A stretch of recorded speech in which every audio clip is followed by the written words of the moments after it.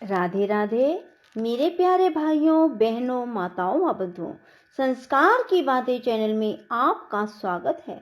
बंधुओं, आज गुरुवार के दिन मैं आपके लिए लाई हूँ भगवान विष्णु की कथा।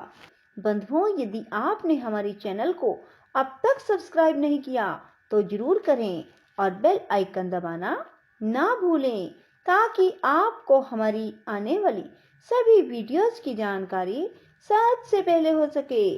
बंधुओं, वीडियो को पूरी सुनने के बाद कमेंट बॉक्स में जय विष्णु भगवान जरूर लिखें। बोलो विष्णु भगवान की जय हो। भगवान विष्णु कहते हैं, राजन, कृकल वैश्य सब तीर्थों की यात्रा पूरी करके अपने साथियों के साथ बड़े आनंद से घर की ओर लौटे।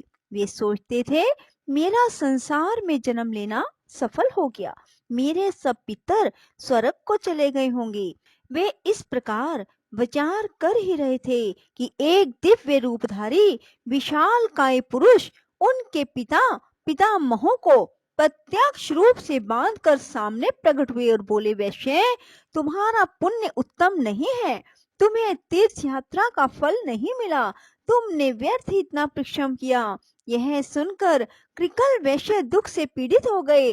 उन्होंने पूछा, आप कौन हैं जो ऐसी बात कह रहे हैं? मेरे पितामह क्यों बांधे गए हैं? मुझे तीर्थ का फल क्यों नहीं मिला? धर्म ने कहा, जो धार्मिक आचार और उत्तम व्रत का पालन करने वाली, श्रेष्ठ गुणों से विभूषित, पुण्य में अनुराग रखने वाली पुण्यमयी पतिव्रता पत्नी को अकेली छोड़कर धर्म करने के लिए बाहर जाता है, उसका किया हुआ सारा धर्म व्यर्थ हो जाता है।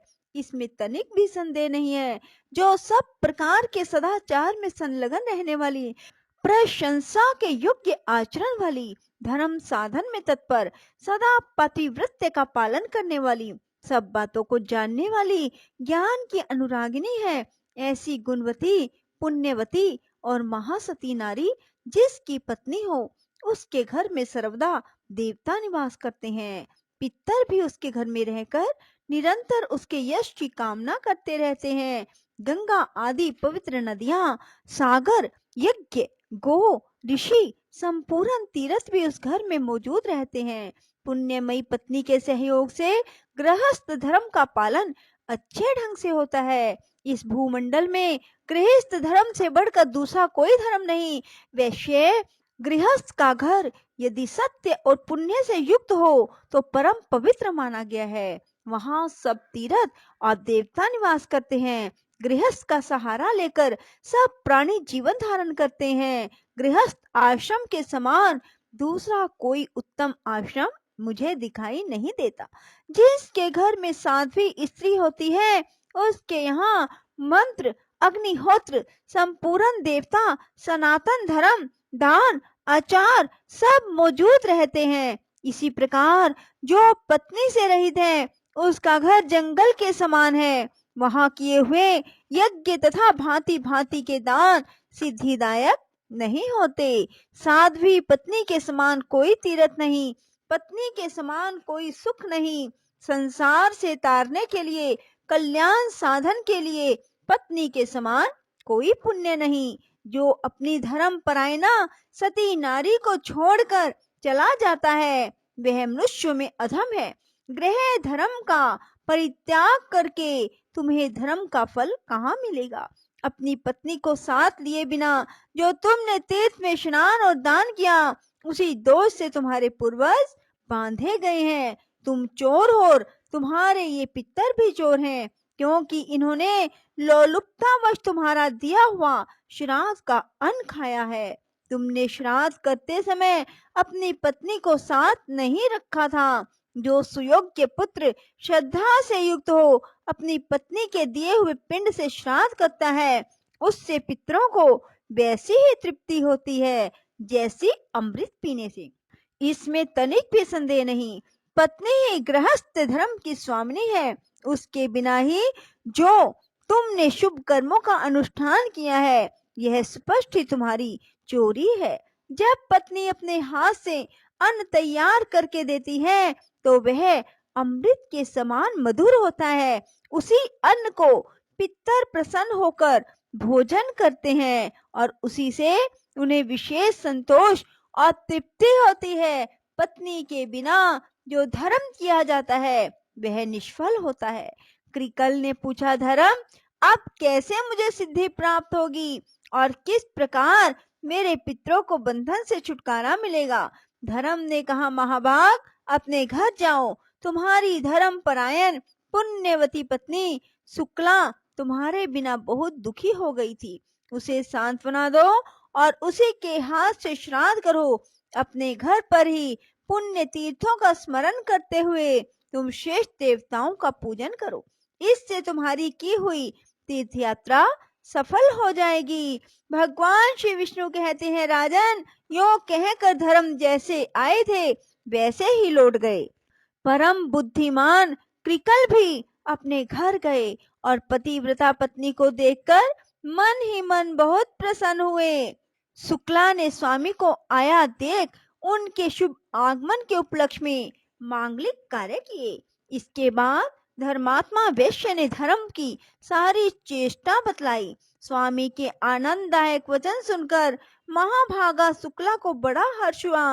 उसके बाद कृकल ने घर पर ही रहकर पत्नी के साथ श्रद्धा पूर्वक श्राद्ध और देव पूजन आदि पुण्य कर्म का अनुष्ठान किया। इससे प्रसन्न होकर देवता, पितर और मुनिगण विमानों के द्वारा वहां आए और महात्मा कृकल और उसकी महानुभावा पत्नी दोनों की सराहना करने लगे। मैं, ब्रह्मा और महादेव जी भी अपनी अपनी देवी के साथ वहां गए। संपूर्ण देवता उस सती के सत्य से संतुष्ट थे। सब ने उन दोनों पति पत्नी से कहा, सुव्रत, तुम्हारा कल्याण हो, तुम अपनी पत्नी के साथ वर मांगो। कृकल ने पूछा, देववरों, मेरे किस पुण्य और तप के प्रसंग से पत्नी सहित मुझे वर देने को आप लोग पधारे हैं? इंद्र ने कहा, यह महाभागा शुक्ला सती है। इसके सत्य से संतुष्ट होकर हम लोग तुम्हें वर देना चाहते हैं। यह कहकर इंद्र ने उसके सतीत्व की परीक्षा का सारा वृतांत थोड़े में कह सुनाया। उसके सदाचार का महात्म सुनकर उसके स्वामी को बड़ी प्रसन्नता हुई। हर्ष उल्लास से कृकल के नेत्र डबडबा आए। धर्मात्मा वैश्य ने पत्नी के साथ समस्त देवताओं को बारंबार साष्टांग प्रणाम किया और कहा, महाभाग देवगण, आप सब लोग प्रसन्न हो। तीनों सनातन देवता ब्रह्मा, विष्णु, शिव हम पर संतुष्ट हो। अन्य जो पुण्य आत्मा ऋषि मुझ पर कृपा करके यहाँ पधारे हैं वे भी प्रसन्नता प्राप्त करें। मैं सदा भगवान की भक्ति करता रहूं। आप लोगों की कृपा से धर्म तथा सत्य में मेरा निरंतर अनुराग बना रहे।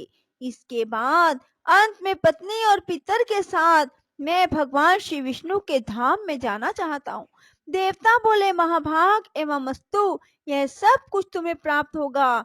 भगवान श्री विष्णु ने कहा, राजन, यह कहकर देवताओं ने उन दोनों पति पत्नी के ऊपर फूलों की वर्षा की, ललित, मधुर और पवित्र संगीत सुनाया। वर देकर वे उस पतिव्रता की स्तुति करते हुए अपने अपने लोक को चले गए। इस परम उत्तम और पवित्र उपाख्यान मैंने पूर्ण रूप से तुम्हें सुनाया। राजन, जो मनुष्य इसे सुनता है वह सब पापों से मुक्त हो जाता है। स्त्री मात्र को शुक्ला का उपाख्यान श्रद्धा पूर्वक सुनना चाहिए। इसके श्रवण से वह सौभाग्य, स्थित्व, पुत्र पौत्रों से युक्त होती है। इतना ही नहीं, पति के साथ सुखी रहकर वह निरंतर आनंद का अनुभव करती है। बोलो विष्णु भगवान की जय हो। राधे राधे। जय श्री कृष्णा। बंधुओं, यदि आपको हमारी वीडियो पसंद आए तो इसे लाइक करें और शेयर भी जरूर करें। धन्यवाद।